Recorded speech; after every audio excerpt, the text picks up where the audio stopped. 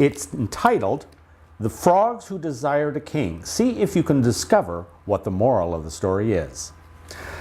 The Frogs Who Desired a King. A long time ago, when the frogs led a free and easy life, in the lakes and ponds they became disgruntled because everyone lived according to his own whim and chaos reigned. Consequently, they gathered together and petitioned Jupiter, the mighty god, to let them have a king who would bring order into their lives and make them more responsible. Knowing how foolish the frogs were, Jupiter smiled at that request and threw a log into the lake. "There is your king," he declared. The log made such a splash that it terrified the poor frogs, who dove underwater and into the mud. No one dared to come within 10 leaps of the spot where it lay in stillness.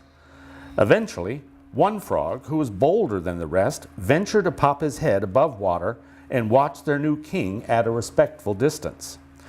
When some others soon perceived that the log was lying still, they began to swim up to it and around it.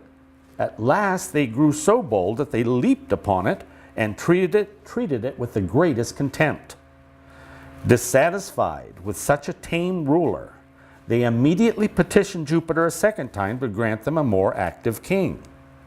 This time he sent them a stork, and no sooner did the bird arrive than he began seizing and devouring them one by one as fast as he could.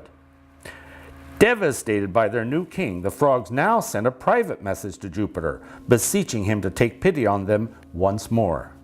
But Jupiter replied that they were being justly punished for their folly, and that maybe next time they would learn to let well enough alone.